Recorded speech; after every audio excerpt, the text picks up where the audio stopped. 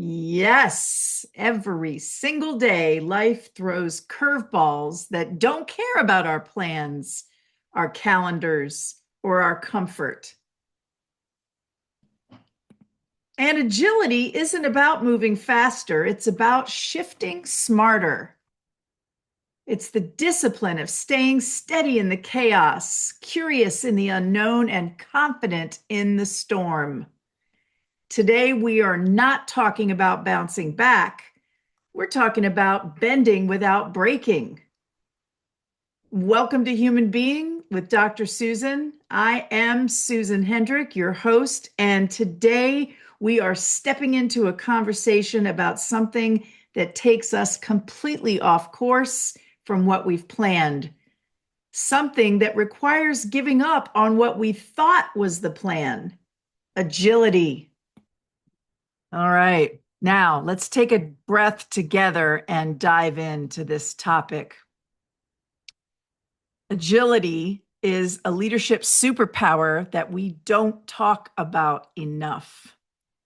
Let's talk about what it is and what it isn't. Agility is this funny word, and corporate America has turned it into a catchphrase or a buzzword tossed into strategy decks and performance reviews and offsite agendas like confetti. Be agile, show agility, increase organizational agility. It's become a Swiss Army knife term for everything and nothing at the same time. But if you peel away all the jargon, agility, true agility, is deeply human. It's the quiet internal shift we make when life refuses to follow the plan. Agility isn't speed, it isn't flexibility, it isn't resilience. Now, it borrows from those concepts, sure, but it's distinct. Agility is the capacity to shift mindsets faster than circumstances shift around us. It's the mental and emotional dexterity to pivot without panic, adjust without losing core identity, and move forward without needing all the answers. Agility is the combination of groundedness and adaptability, staying rooted and responsive at the same time. That's a paradox. And agility, like most paradoxes, is learned by living it, not by reading a definition in a leadership book. Let's think about the root of the word agile. If we really want to understand agility, let's look at the origin. It tells us something deeper than the buzzword we use in leadership today. Agile comes from the Latin word agilis, which means quick to move, nimble, able to act. And agilis comes from an even older Latin verb, agere, to do, to drive, to lead, to act. And here's what's fascinating. Agility never meant chaos. It has never meant to hurry. It has never meant anxiety-driven speed. The original root carries a very specific meaning. Agility is the ability to move with intelligent intention. Nimble, not frantic. Responsive, not reactive. Purpose-driven, not panicked. And that matters because in modern life, we often mistake being busy for being agile. We think moving fast equals moving well. But the root of the word tells a different story. Real agility is about reading the moment, shifting your stance, making the next wise move, keeping momentum without losing control. Agility is movement with meaning. So when you go back to that origin, the word itself becomes a coaching tool. Every time you feel pressured to react, rush, or perform at the speed of everyone else's expectations, you can ask, am I being agile or am I just being fast? because agility isn't about pace, it's about presence. Agility starts with action, the right kind of action, purposeful, grounded, nimble, human. That's human being.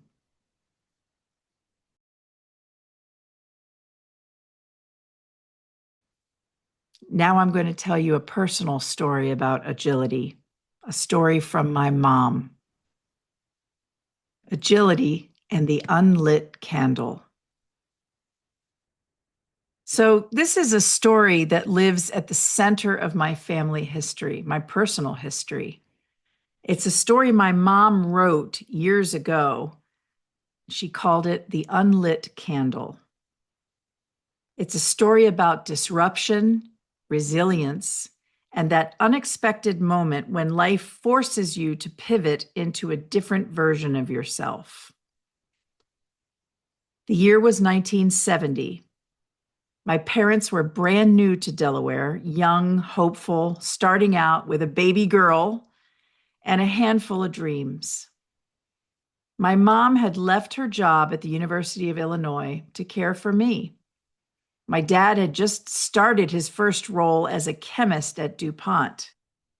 That's why they moved here to Wilmington, Delaware.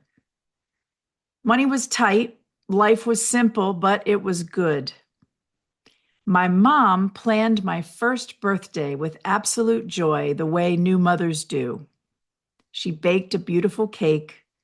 She decorated it with balloons and baby toys.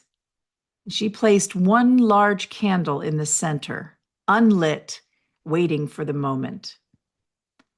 Family came in by train. They rented cots for the living room. It felt like the beginning of something.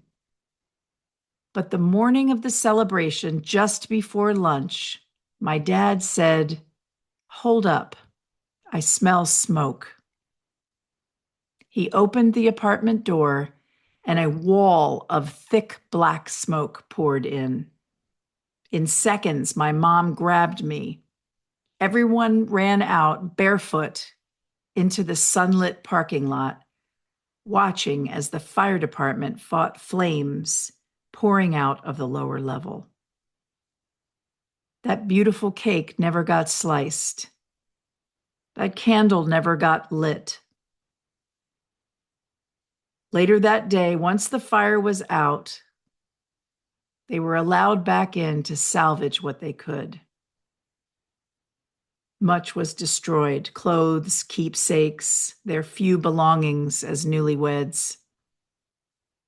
Even the wire hangers were covered in soot and had to be scrubbed by hand.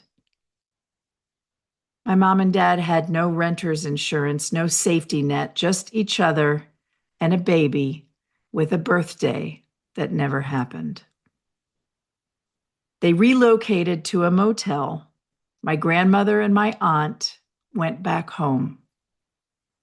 My mother called her family, embarrassed and overwhelmed. My Aunt Judy got on a plane immediately, traveling from Illinois to help. A local professor's parents opened their ornate home to my parents with the baby. People they'd never met, because generosity has a way of finding people who need it.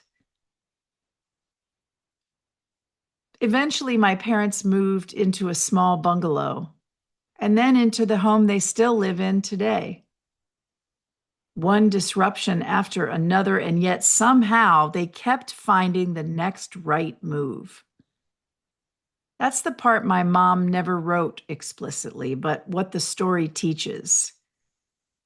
Agility is born in moments you never asked for. The moments where the plan burns down, literally or figuratively, and you're left standing in the parking lot with nothing but a baby on your hip and a cake you never got to eat. The unlit candle became more than a story. It's a truth, a celebration that didn't happen, plans that got erased, the version of life that didn't survive the smoke. But also this truth: Some candles don't need to be lit to change your life. That day taught my mother, and eventually me, that agility isn't a personal trait. It's a response pattern, a willingness to regroup when you're exhausted, to pivot when you're heartbroken, to rebuild when you've already rebuilt more times than feels fair. It's the ability to say, okay, this isn't the story we planned, but it's the story we're in, and we'll write the next chapter from here. The unlit candle reminds me that every disruption contains the seed of a new beginning, even if you don't see it at first, even if it's wrapped in smoke, even if it cost you more than you thought you could bear. My mom survived that season. My parents built a life from those ashes. They restored what they could, they released what they couldn't, and they kept moving forward. That is agility. Not glamorous, not poetic, not Instagram worthy. Just steady, human, persistent movement through uncertainty. And sometimes the most powerful symbol isn't the candle you light, it's the candle you never got to. I'm proud of my parents, and I think part of my agility comes from that moment when we lost everything in a fire. Let's switch gears for a second and talk about Post-its. The Post-it principle, how failure became a breakthrough. This is one of my favorite corporate legends. It's a masterclass in agility. You might think you know the Post-it story, but stay with me, because underneath the business folklore lies one of the most powerful lessons in reframing failure. This story starts in 1968 with a scientist named Spencer Silver at 3M. His mission was straightforward: to invent the world's strongest adhesive, a bonding agent with industrial-grade staying power, something you could build with. He went into the lab with clarity of purpose. He had a plan. He had metrics. He had rigor. And what he created was the opposite. Instead of super adhesion, he accidentally created a glue that barely stuck to anything. Weak, gentle, non-committal. A glue with the adhesive confidence of a shy toddler. It was, by all conventional measures, useless.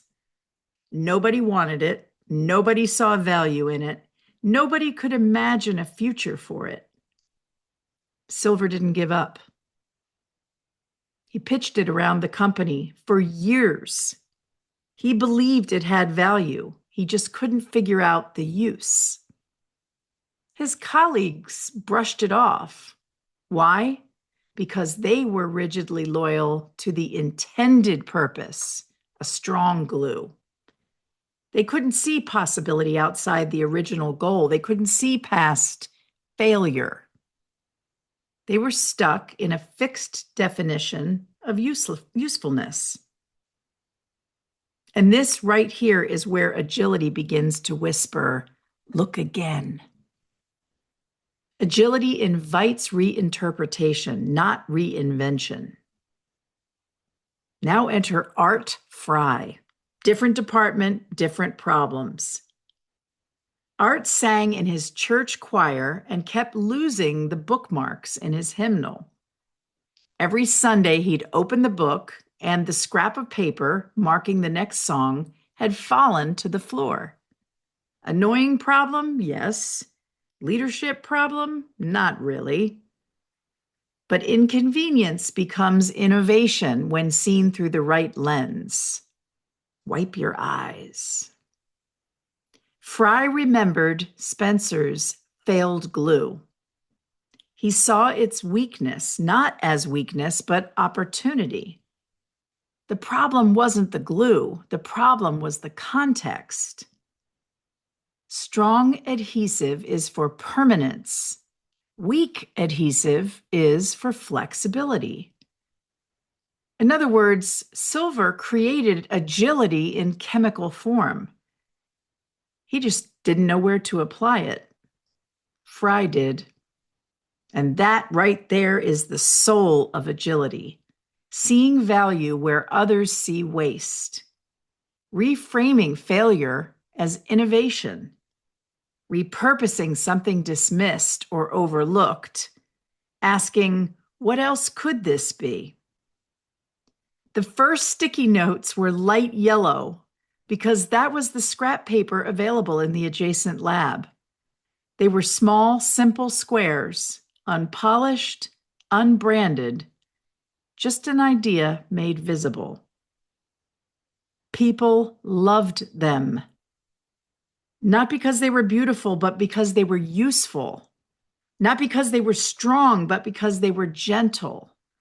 Not because they were perfect, but because they solved an actual problem.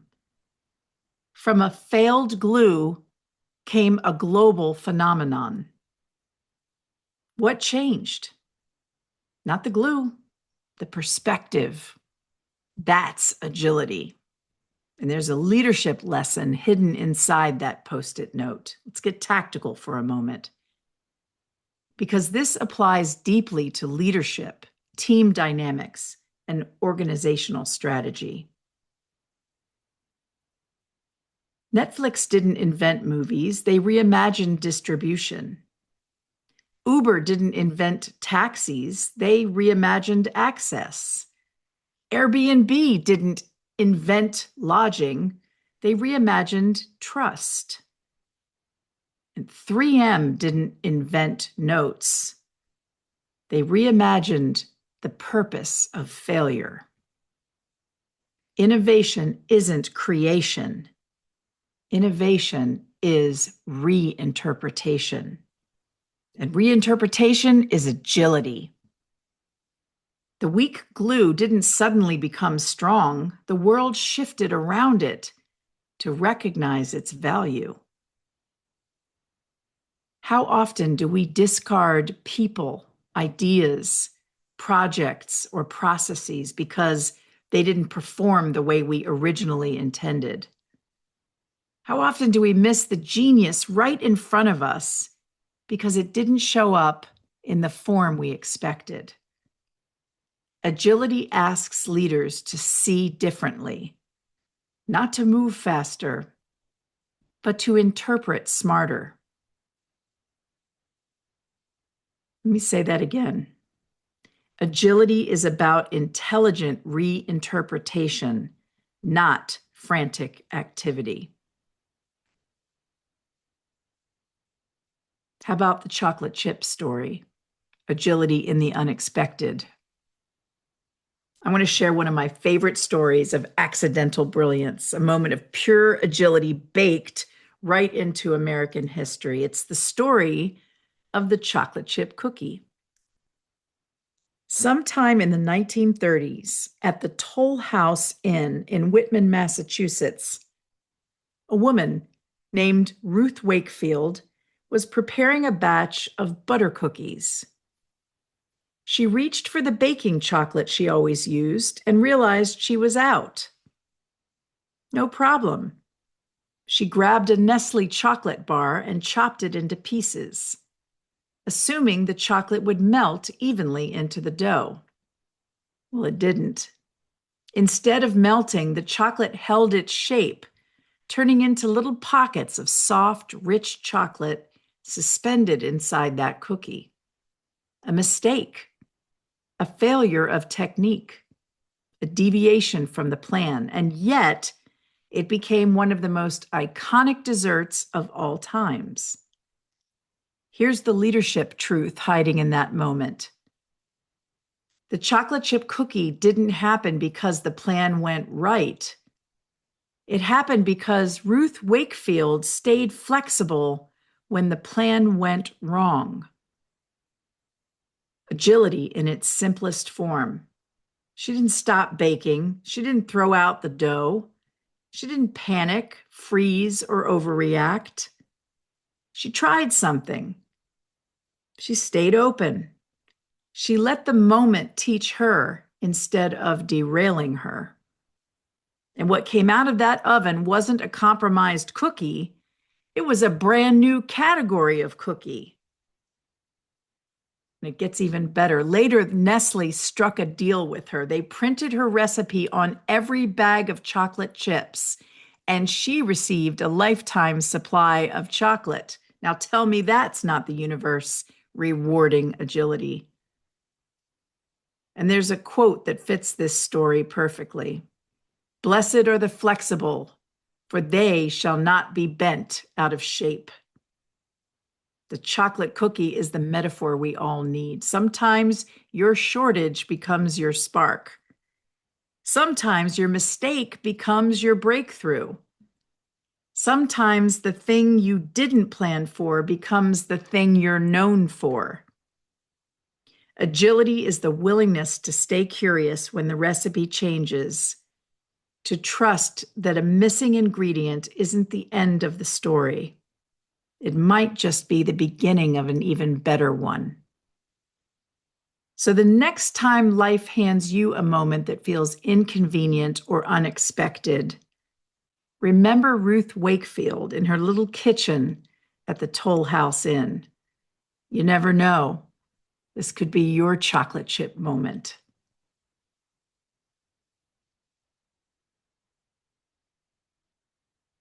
My parents made an amazing life out of a moment that could have left them devastated. You don't build agility in a conference room. You don't build agility in a planful way. You build agility in the seasons that gut you, the ones that take your breath away, that disrupt the plan and force you into a version of yourself you didn't know you were capable of becoming. Let me take you back to one of those seasons in my life. This is an embarrassing one, but I'm proud of it because it made me a better person. So right after graduate school, I was offered a job at the university in Kansas. Felt like everything was lining up. New marriage, new city, new role. My husband and I packed up the car, drove across the country from Florida to Kansas, and landed in Wichita with hope, exhaustion, and 2 suitcases of certainty. Except the job wasn't there when we arrived. The position evaporated. No contract, no paycheck, no roadmap. Student loan payments were about to kick in, and I didn't even have my professional license yet. I remember the panic sitting heavy in my chest, the sense that I had miscalculated my life at the exact moment I was supposed to be stepping into it. So I did what Agile people do even when they don't realize they're being Agile. I pivoted. I got a job for $6 an hour at the local YMCA, teaching swimming lessons, not to adults, not to competitive swimmers, but to tiny pollywogs, little kids blowing bubbles, kicking their feet, holding on to foam noodles like their lives depended on it. This is what I was doing with my doctorate in psychology. It was humbling, grounding, and exactly what the season required. I'm so grateful for those 6 months. I learned so much. And 6 months later, out of nowhere, an opportunity opened to teach a course in the MBA program, Organizational Development and Leadership. Let me be clear. I had never taken a business class in my entire life, not one. Not in undergrad, not in graduate school, none. But there I was. I said yes. I built the curriculum from scratch, and within a year, It became the #1 course at McConnell Air Force Base with a 2-semester waiting list. Students who were hungry for leadership, purpose, and human-centered ways of seeing the world piled into my classroom to be a part of an inspiring experience together. I was on top of the world because I had chosen agility in the face of extreme stress. Until the moment a fellow professor looked at me and said, "Are these students even learning anything in your class?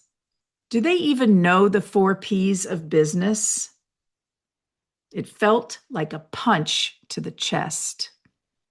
For 2 days, I spiraled. Was I a fraud? Was my course too soft? Did the waiting list mean nothing? Had I built a house of cards? And then the pivot. That comment made me rethink the course, not to shrink it, not to dilute it, not to make it something it wasn't, but to strengthen it, to refine it, to integrate both leadership and the basics, to become more intentional, more rigorous, more effective. And here's what that whole season taught me. Agility isn't about bouncing back. It's about bending into what's next. It's showing up for the version of life that arrives, not the version you planned. Teaching polywogs while waiting for an MBA class. Driving across the country for a job that disappears and discovering a career that doesn't. Hearing criticism without crumbling. And allowing feedback to refine you instead of defining you. Agility is the courage to keep becoming, even when the path makes no sense, even when the moment feels unfair, even when the next step looks nothing like the last one. Life rarely stays in one lane, and honestly, that is where the best chapters begin. That failure didn't call me to resilience. It called me to reinterpretation. It called me to agility. It asked, can you see the possibility where something precious has been erased? Can you find the next version of yourself in the ashes and ruins of the previous one? That's human agility. It's messy, it's non-linear, and it's transformative. Speaking of pivot, you remember the episode of Friends where agility was on full display, or maybe not? If you ever watched the show Friends, you know one of the most iconic scenes in television history happens in a narrow New York stairwell with Ross Geller screaming one word at the top of his lungs: pivot! Ross, Rachel, and Chandler are trying desperately to maneuver an oversized couch up a tiny staircase. The geometry is all wrong. The angles are impossible. Gravity is undefeated. But Ross is convinced that if they just pivot enough times, somehow they'll defy physics. He keeps yelling it. Pivot! Pivot! Pivot! And finally, Chandler, exhausted and exasperated, delivers the line we've all felt inside at some point. Shut up. The whole thing is hysterical, but it's also accurate because life gives you these Ross moments all the time. You think you can force a plan to work. You try to push the couch of your expectations up a staircase that clearly can't hold them. You keep yelling, pivot, but nothing is budging. And that's when the real agility lesson emerges. Pivoting isn't about shouting the word, it's about shifting the energy. Ross kept the word, but didn't change the approach. He didn't pause, he didn't reassess, didn't measure the staircase, didn't ask, should we even be doing this? He just kept it yelling louder. And don't we all do this sometimes? We double down on a broken plan because we're attached to it. We force something that clearly isn't meant to go up the stairs the way we imagined. We exhaust ourselves and everyone around us trying to make the original idea work. The better move, the agile move, stop, step back, rethink the whole staircase. Agility is not about shouting instructions at a problem. It's about stepping out of the moment long enough to see it differently. And sometimes the right pivot is a small shift. It's a brand new angle. And sometimes, let's be honest, it's admitting that the couch is not going up those stairs ever, no matter how loudly you scream. And when that's true, I'll tell you, real agility is not forcing the pivot, it's choosing a new plan. That's the leadership lesson friends accidentally gave to the world, that agility isn't frantic motion. Agility isn't pushing harder, and it isn't yelling pivot while the couch wedges deeper into the wall. Agility is awareness, it's perspective, it's humility. It's the wisdom to say, this direction isn't working. Let's try something else. Because the truth is simple. If you can laugh at Ross Geller's stubbornness, you can probably recognize your own. And that's where the real change begins. Speaking of my mom, she sent me a cutout quote from a magazine later that year. I was done teaching for the year and I opened this envelope from her, and it had this beautiful quote from a graduation speech that Oprah Winfrey had spoken. Turn your wounds into wisdom. You will be wounded many times in your life, and some will call them failures. But I have learned that these mistakes are really just God's way of saying, excuse me, you're moving in the wrong direction. Turn your wounds into wisdom.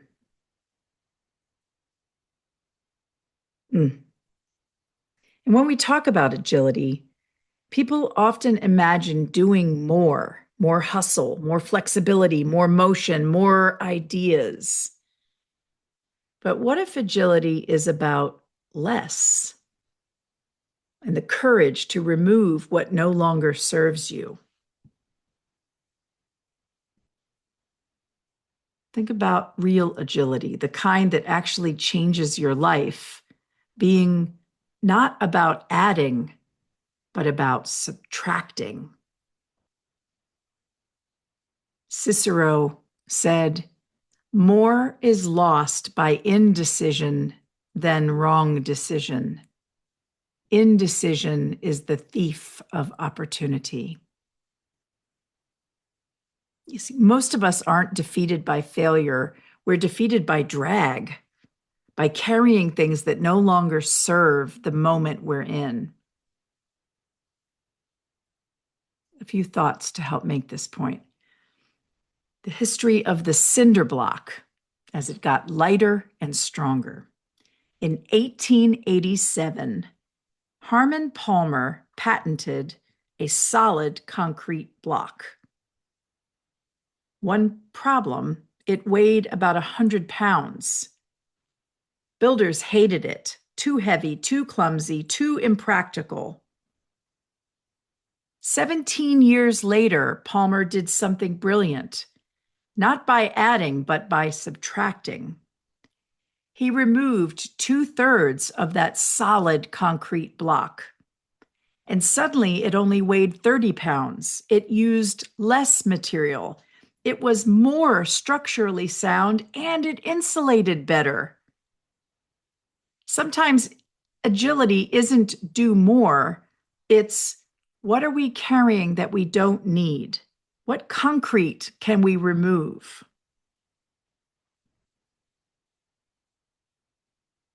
One of my favorite lessons comes from Warren Buffett. In fact, it came from his longtime pilot. Buffett had him list his top 25 goals and then circle the top 5 among those. Well, the pilot assumed that those other 20 goals that weren't circled would be important, but later. And Buffett stopped him cold and said, no, the other 20 goals that don't make it to your top 5 list are your avoid at all cost list. Not because they're bad, but because they're seductive distractions. The kind that quietly steal your focus from what truly matters.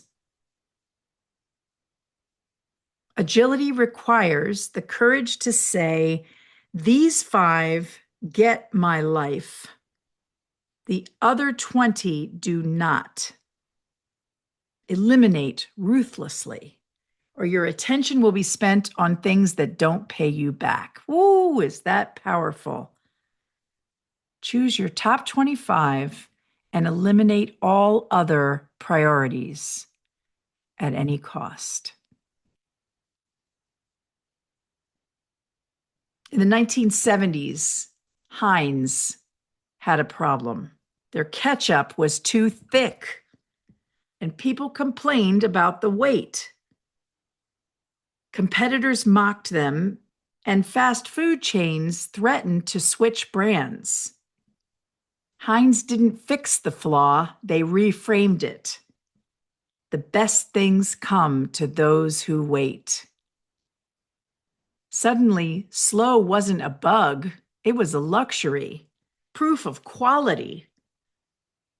You remember the song, Carly Simon, Anticipation.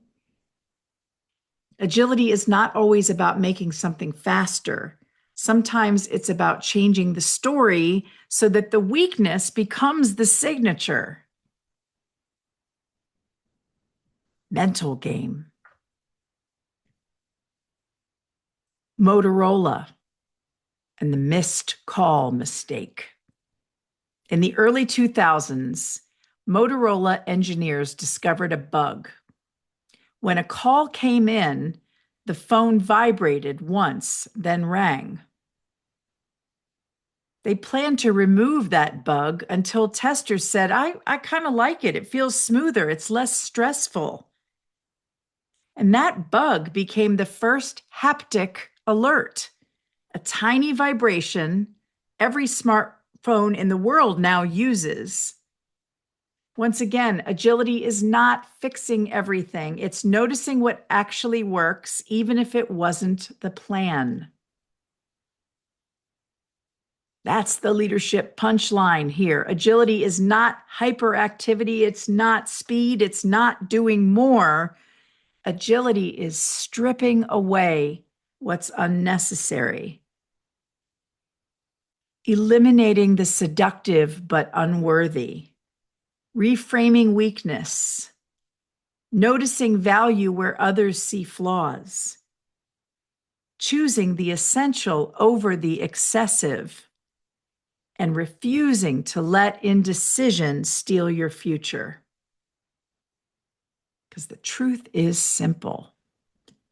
Most people aren't overwhelmed because they have too little capacity. They're overwhelmed because they're carrying too much concrete. Agility is the discipline of lightening the load so you can move through your life, your leadership, and your purpose with clarity, intention, and impact. Where are you clinging to an outdated plan? What are you defending that no longer needs defending? What disappointment is actually raw material for reinvention? What failure have we prematurely labeled as useless? What needs reinterpreting rather than restarting? This is where agility becomes real.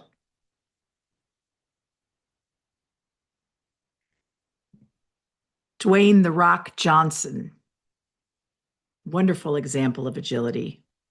The highest paid actor in Hollywood, a global brand, and a leadership case study. But a few decades ago, he was just a kid who wanted to play football. He had one identity, NFL player, one dream, one direction. And the world said no. He didn't get drafted. He didn't get the call back. He didn't make the cut. And in one day, he lost the only future he thought he had. In his words, the day I thought was the biggest failure of my life became the beginning of my greatest reinvention. Here's where agility shows up, not as positivity, not as grind, but as willingness. He tried wrestling. Half the crowd loved him. Half the crowd booed him. And when your job is literally to be adored by an arena full of people, that is not ideal. But instead of forcing an old identity of the good guy persona, he pivoted. He leaned into the boos, turned them into a character. That's where he invented The Rock. And he created the most electric personality the WWE had ever seen. That reinvention launched another: Hollywood, entrepreneurship, philanthropy, a business empire, agility stacked upon agility. A failed football dream turned into a global career, not because he was fearless, but because he was adaptable. You'll often hear him say, be humble, be hungry, and always be the hardest worker in the room. But the one he lives the most, it's not about the dream you had. It's about the one you're willing to build next. The reinvention, that's agility. That's leadership maturity. And that's what my parents did in 1970.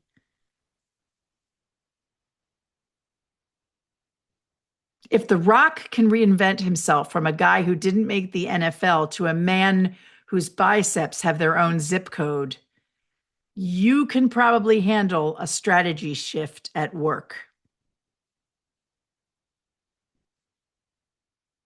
Micro pivots, releasing an old identity, reimagining your gifts, realigning with your purpose, rewriting your internal narrative. I had that narrative so figured out. I was going to move to Kansas, and I was going to be the professor, and I was going to be the director at the counseling center at the university. And instead, I was teaching swimming and learning about business so I could teach it in an MBA program.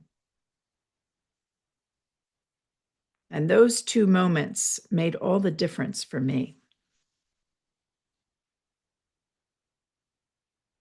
Staying the same is easy. Evolving on purpose, that's leadership. Maya Angelou said, do the best you can until you know better. Then, when you know better, do better. That is reinvention in a sentence. Grace plus growth plus forward motion. Reinventing yourself is a lot like updating your phone. You ignore it for months, you pretend everything is fine, and then suddenly it crashes. And you say, okay, maybe it's time to update. Well, congratulations. That makes you the human version of iOS, whatever the number is now. That's what agility looks like. It's the discipline of saying, this chapter is complete and I'm allowed to become something new. Rejection can lead to recalibration, which can lead to reinvention and a whole new cookie. You know the story of Oprah, but I'm going to tell you an angle you might not have heard, where reinvention became reclamation.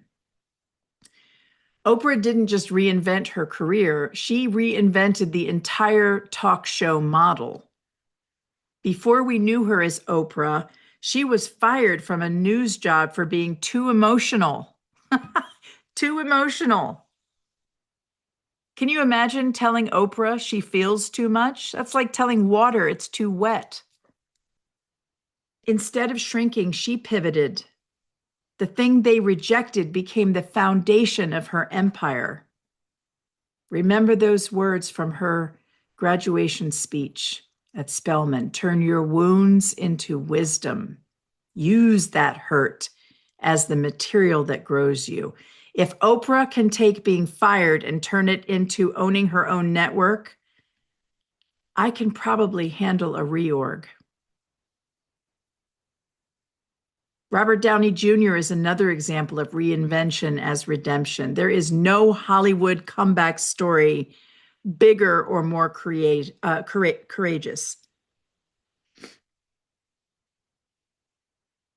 I'm so amazed by him. In the early 2000s, Robert Downey Jr. was written off.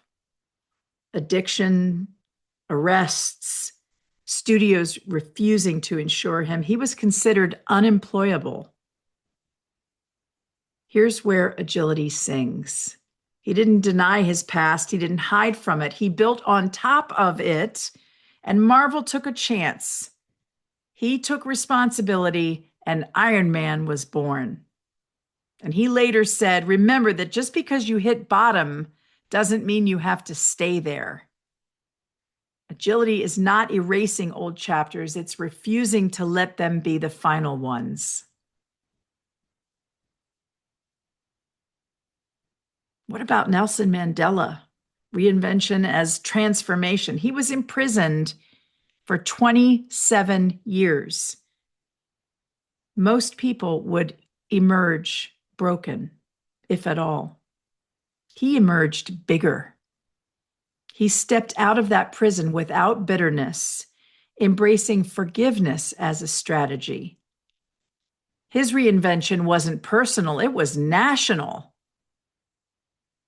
And the perspective he brought out, I never lose. I either win or I learn. That is agility at its highest frequency. And if Mandela had the emotional agility to forgive an entire government after decades in prison, I can probably manage to forgive when somebody doesn't return my email or my call.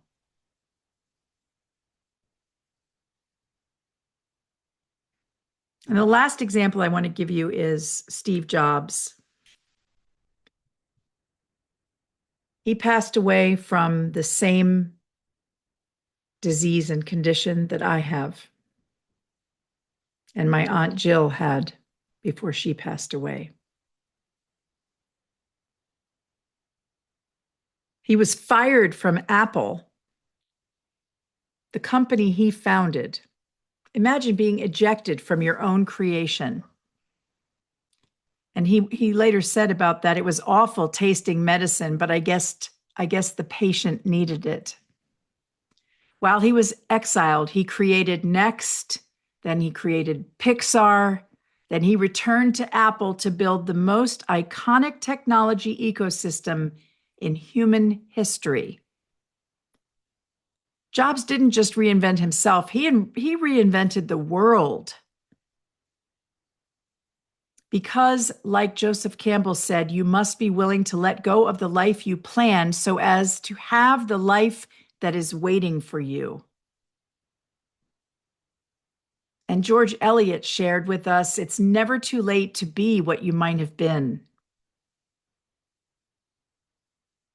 And I go back to Maya Angelou when she said, if you don't like something, change it. And if you can't change it, change your attitude.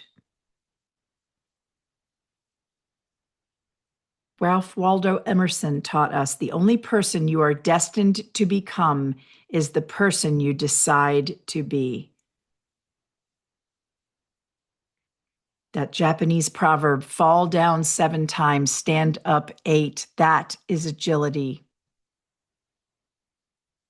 When the winds of change blow, some build walls, others build windmills.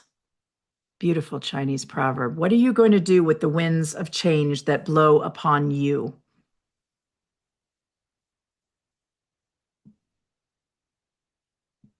You can't have everything. Where would you put it? Thank you, Stephen Wright, for that one. So take the things that come your way and figure out what to do with them to make yourself and the world better.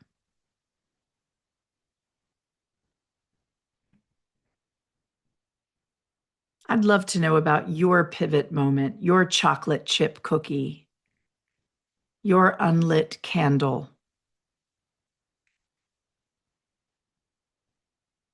What are your lessons for agility? Because I would bet that if you look back on your life, some of those toughest moments where you ran into a dead end actually opened up a street that took you farther than you ever imagined.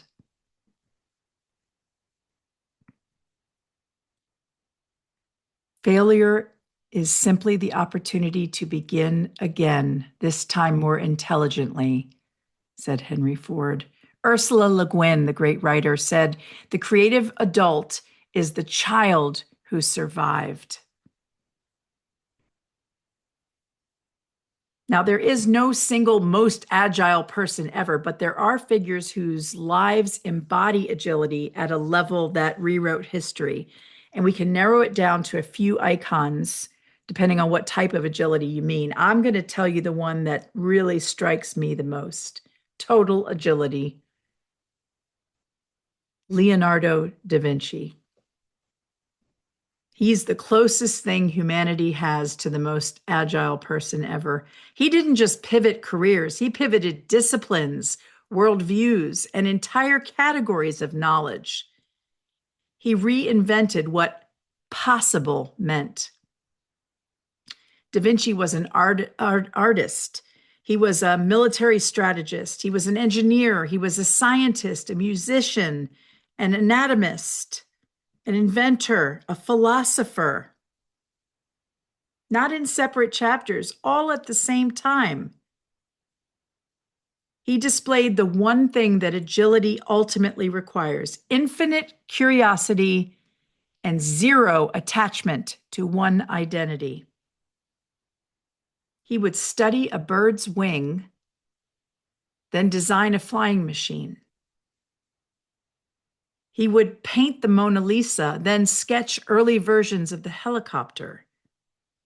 He would dissect a human heart, then return to sculpture. Agility was not a behavior for him, it was a worldview. And there are 3 reasons why Leonardo da Vinci embodies the ultimate agility. 1, he never clung to a single lane. He didn't commit to being just a painter or just an engineer. His identity was fluid, exploratory, and adaptive. 2, he changed directions the moment new information emerged. He abandoned projects when they no longer served purpose, not out of failure, but out of evolution. And 3, he saw connections where others saw categories. True agility is the ability to integrate, not separate. In modern terms, Leonardo da Vinci was the original cross-functional leader. Marie Curie, she had agility of intellect and pioneering courage. She reinvented scientific fields, winning 2 Nobel Prizes in different sciences and changing medicine forever. How about David Bowie? agility of identity and creativity. No one reinvented themselves more fluidly, more fearlessly, or more consistently in art and as a human. Serena Williams, agility in power, reinvention, and longevity. She evolved her entire game style multiple times across 2 decades. She's a masterclass in adaptive excellence. So I'm going to give you a tip to take with you today. The mental button, your built-in reset for agility. It's a tool I use in my own life and in coaching leaders across industries. Something that's deceptively simple, but unbelievably powerful if you apply it. I call it the button. Not a metaphorical idea floating in the clouds, a real, tangible, mental button you can install in your mind.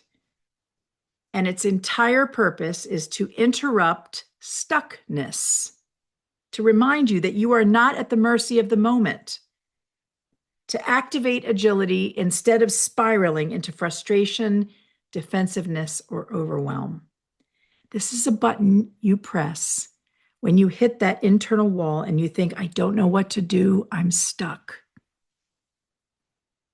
Every moment of stuckness is actually an invitation to write a different ending. Stuck is not a verdict, it's a signal. It's the dashboard light telling you your old pattern won't solve this. It's time to shift. That's your cue. That's your inflection point when you press the button. So the first step is to install this button. I want you to close your eyes as long as you're not driving for 10 seconds and imagine a physical button on the dashboard of your mind. A physical button. It could be red, it could be gold, blue, big, small, glowing, with glitter, metallic. Doesn't matter. It just has to feel real. This button is your internal pattern interrupter. It breaks the cycle so you can think and move differently. Because you can't write a new ending when you're stuck inside the old script. So that's step 1, install your button.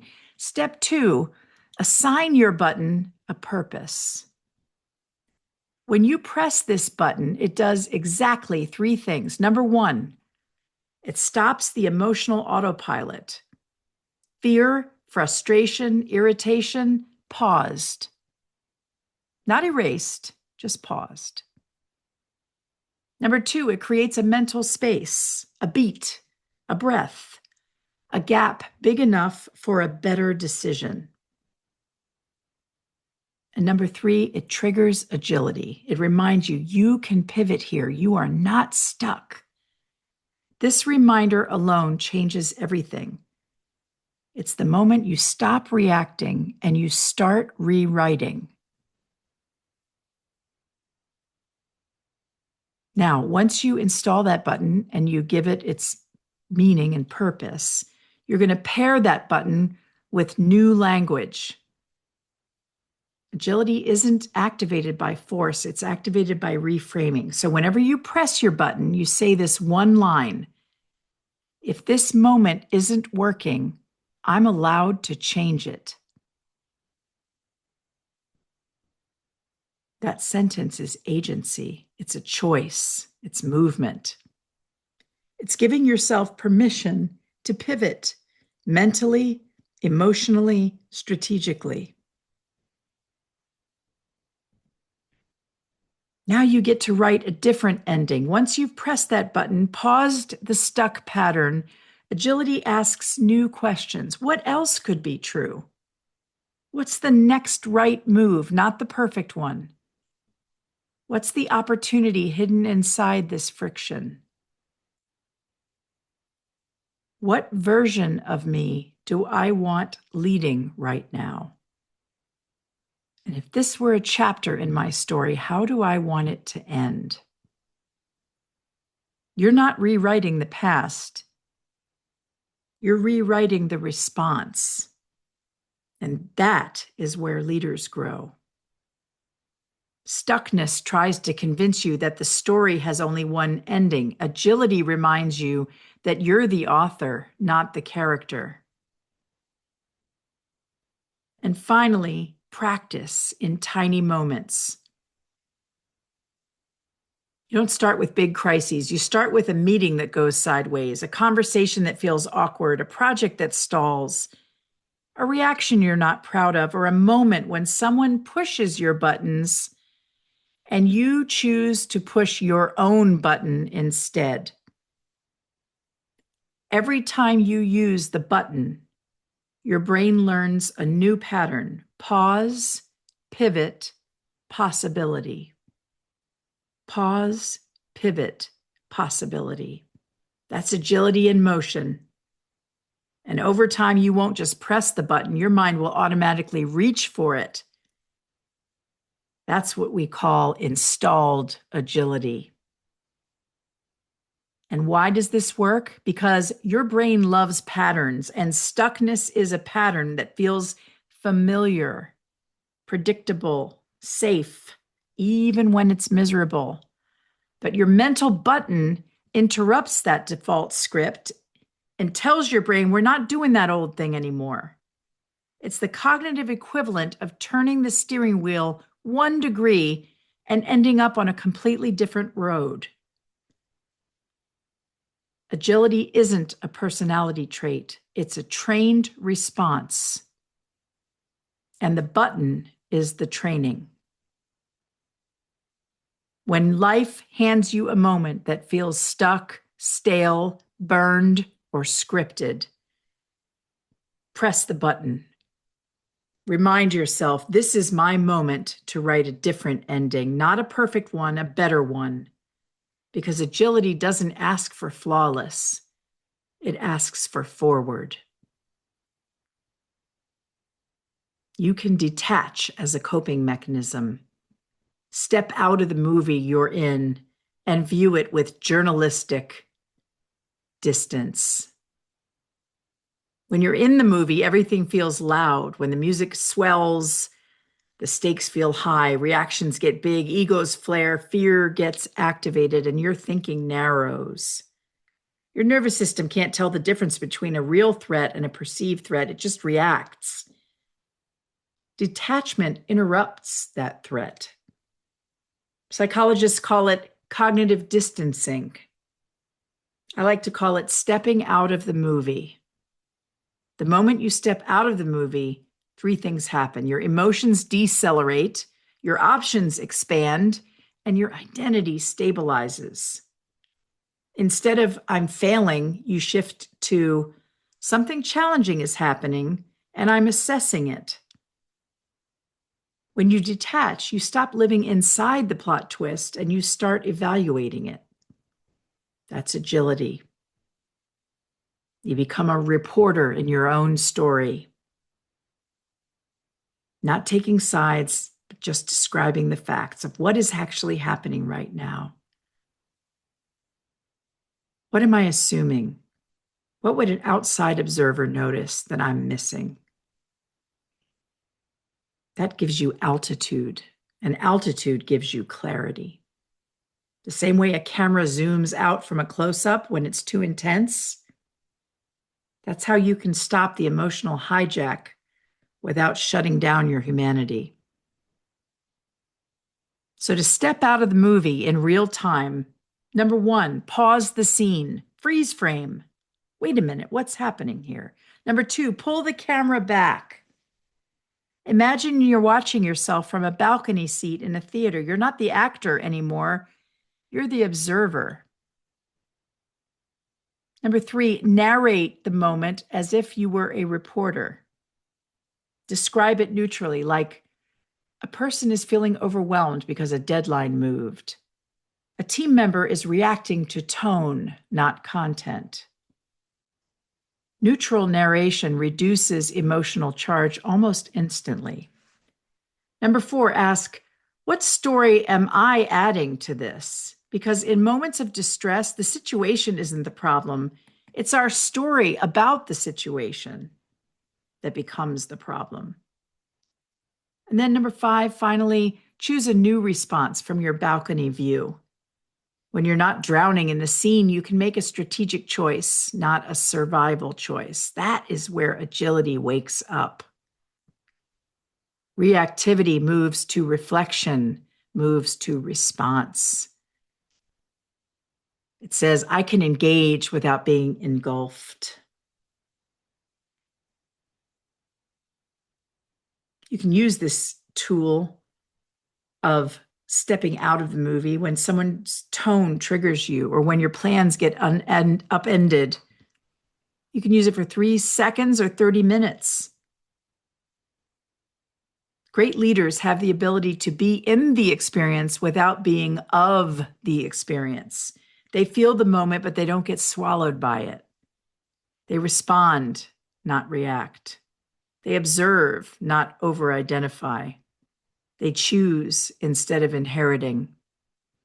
That's the heart of agility, not speed, not flexibility, not perfection, but perspective. And when you step out of the movie, you reclaim your role as the author, not the overwhelmed character. And from that place, you can rewrite anything.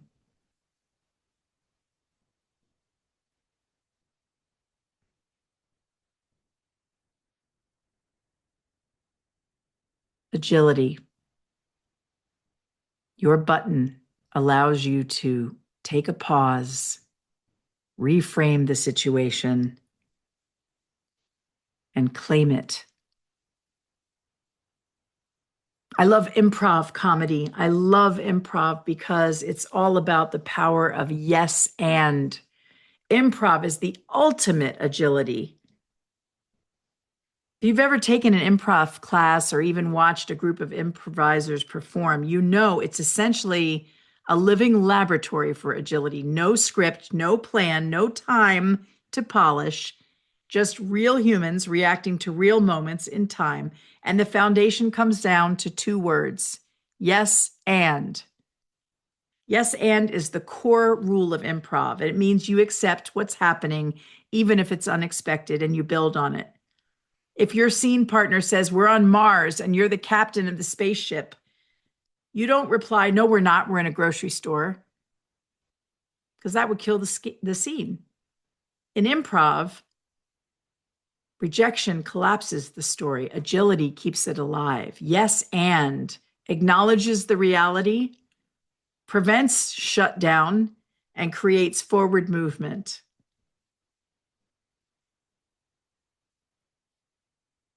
Another improv principle is make your partner look good, no matter what. Support the idea on the table. Add value without overpowering, and trust the collective intelligence of the group.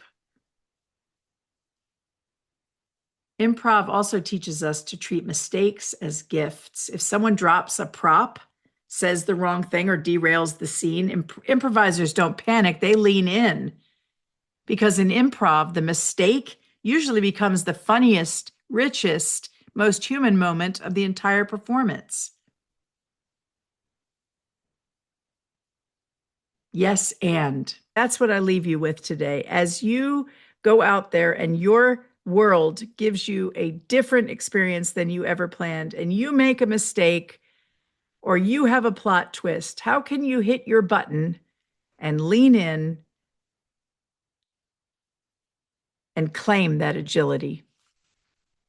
I want to thank you for spending some time with me today. And if today's episode sparked something for you, I'd love for you to share it, pass it forward, or use it as a conversation starter with your own tribe. I'm grateful to my husband, Tom, for helping make today possible. And I'm grateful for you. Until next time, be human, be well, and stay agile. Thanks for joining me. I'll see you next Saturday at 10 a.m. Eastern, right here on Sandcastle Radio, America's hottest online variety and music station.